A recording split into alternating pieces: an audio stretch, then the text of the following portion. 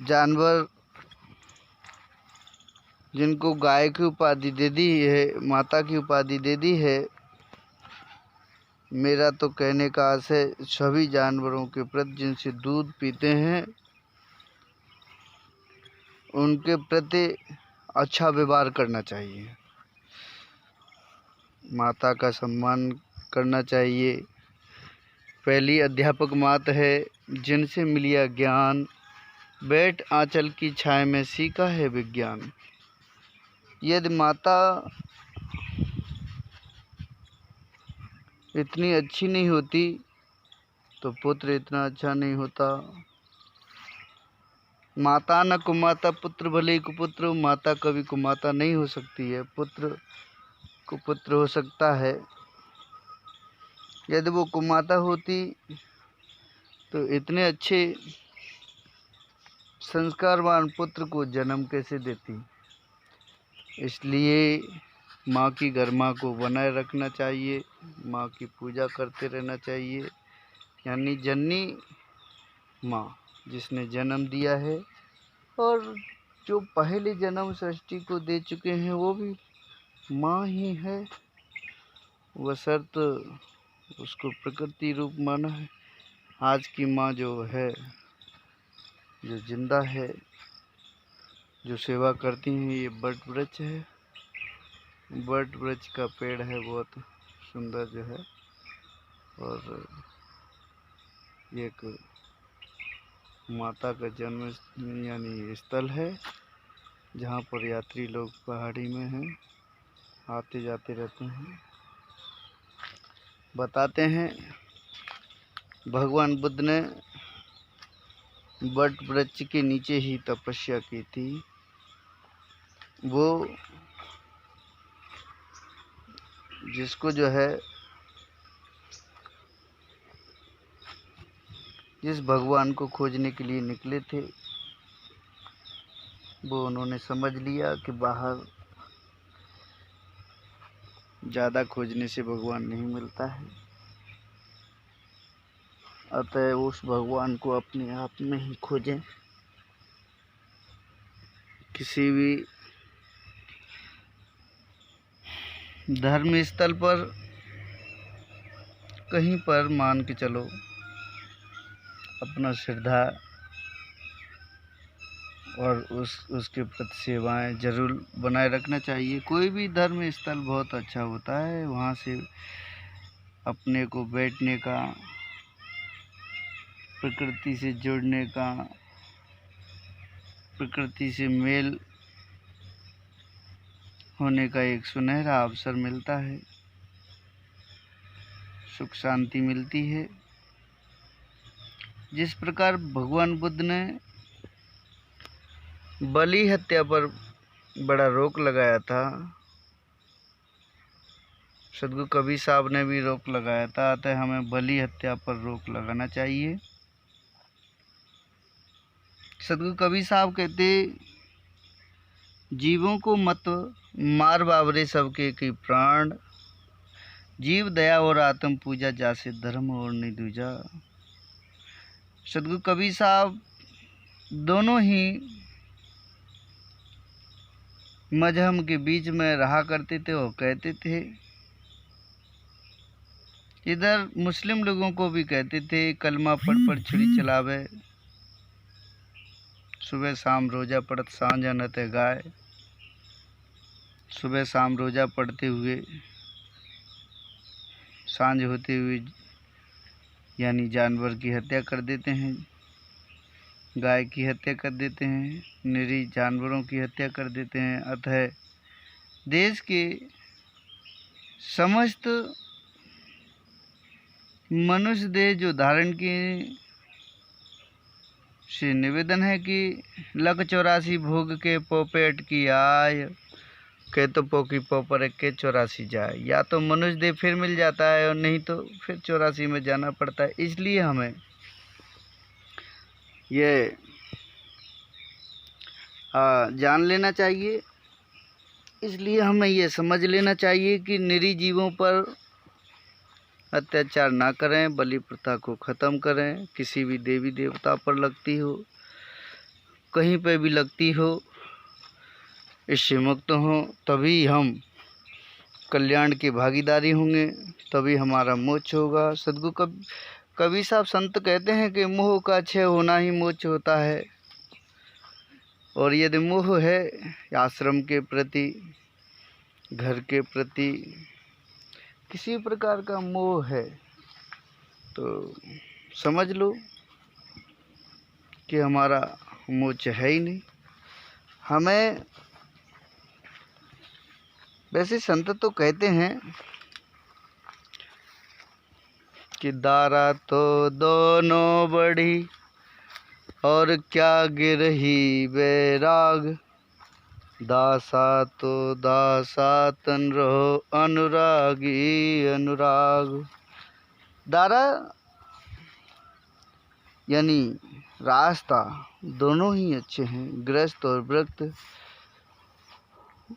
तब लिखा, समझ में आया कि यार दोनों आश्रम से अच्छा जाग सकते हैं, दोनों आश्रम से मोक्ष हो सकता है।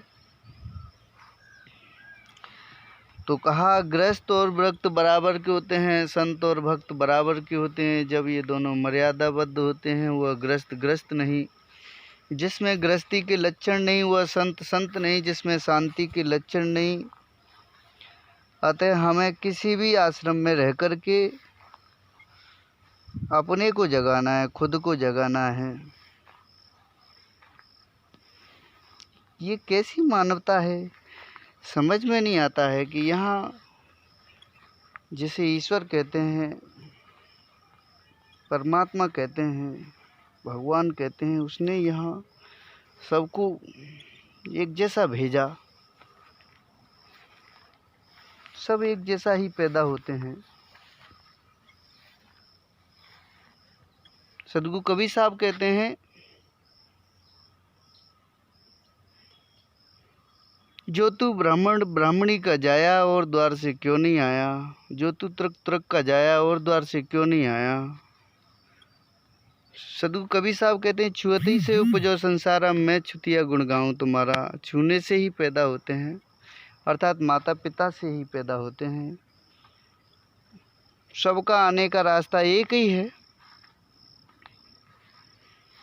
जब एक रास्ता है, सबका एक जैसा जन्म है, सबके एक जैसे माता पिता हैं, उस परमात्मा ने यहाँ सबको एक समान दृष्टि से भेजा। फिर यहाँ जाति पंथ मजहब धर्म ऊंच नीच, सद्गुरु कबीर साहब कहते हैं कि ऊंच नीच तो यहाँ तक भी नहीं है कि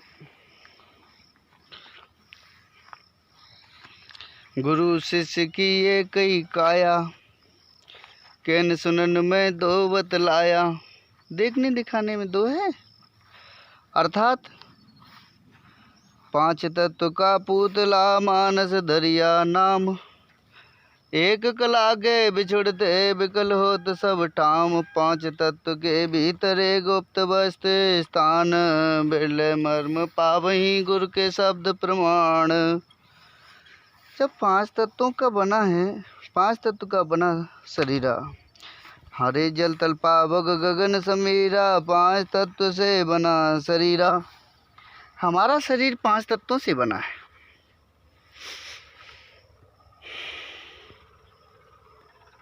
यानी भेदभाव नहीं है।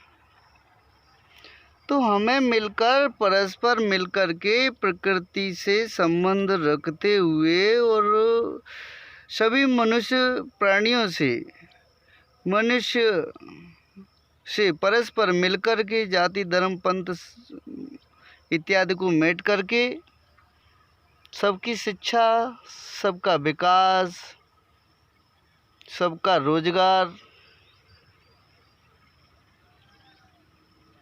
इस दौरान कार्य करना चाहिए। यदि इस प्रकार कार्य करते हैं और सभी इस प्रकार की धारणा रखते हैं, तो मैं कहता हूँ हमारा देश बहुत ही आगे पहुँचेगा, बहुत ही आगे। शिक्षा में भी आगे पहुँचेगा, शिक्षा से रोजगार मिलेगा। सबकी दृष्टि समान दृष्टि होना चाहिए ना, सबको एक दृष्टि से देखो। सबकी यही सोच होना चाहिए कि सब पढ़ें, सब बढ़ें, सब रोजगार से जुड़ें। आखिर इतनी विसंगति आ कहाँ से रही है?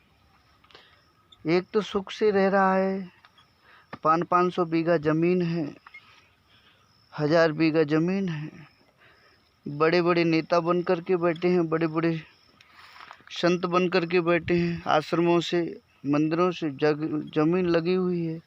और एक और गरीब लोग जो है, जिनके घरों में सीढ़न आ रही है, घर ही नहीं है, झुग्गी झोंपड़ियों में रह रहे हैं, तकलीफ़ें झेल रहे हैं, शिक्षा नहीं है, शराब है। शराब जो है देखो, खुले में शराब ऐसा पीते हैं माना कि कोई भंडारा चल रहा हो। हाँ, सरकार को तो मालूम ही नहीं होगा, ऐसा लगता है सरकार बड़ा अच्छी है, उसको तो मालूम ही नहीं है। ऐसा क्यों? हाथी के दांत दिखाने के कुछ, खाने के कुछ, ऐसा क्यों? अरे सरकार चाहे गुटखा ऊपर से बंद करवाएं, सरकार चाहे शराब बंद करवाएं, खुले में ना बेचें। इस प्रकार जो है इनको जो है, जो मजदूर वर्ग है बेचारा, ज्ञान तो है नहीं, 100-200 रुपये कमा भी लाता है मजदूरी से, तो उसको पी जाता है शराब में। बच्चों को क्या खिलाए? अतः हमें हमारे संत ही एक संदेश देते हैं। संत ही कहते हैं शराब, मांस, बीड़ी, सिगरेट, गुटखा, चोरी, हिंसा, व्यभिचार इत्यादि नहीं करना चाहिए। पूर्णतः शाकाहारी होना चाहिए। संत ही इस प्रकार के संदेश देते हैं, समझा रहे हैं। हमारा आश्रम जो है प्रयागराज से जो है सदगुरु धर्मेंद्र साहब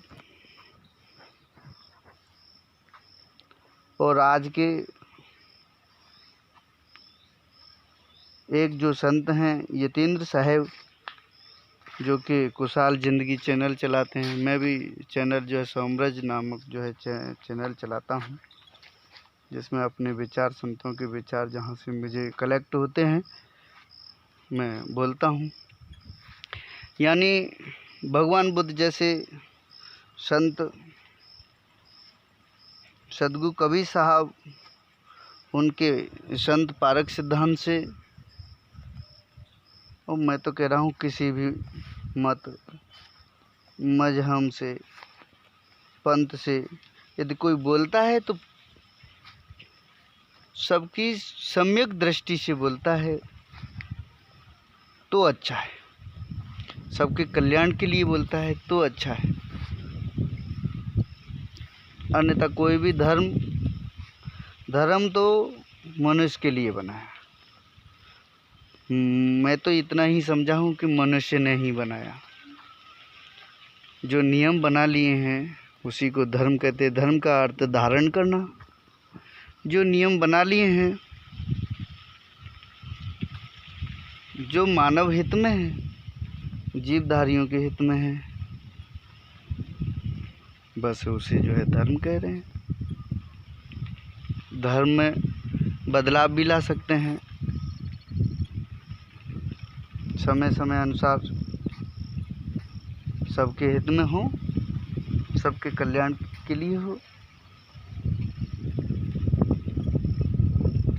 सर्वे भवन्तु सुखिनः, सर्वे सन्तु निरामयाः, सर्वे भद्राणि पश्यन्ति, मा कश्चित् दुःखभाग् भवेत्।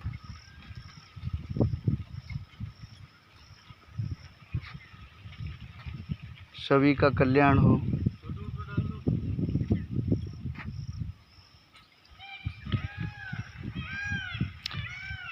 बोलिए सद्गुरुदेव की जय।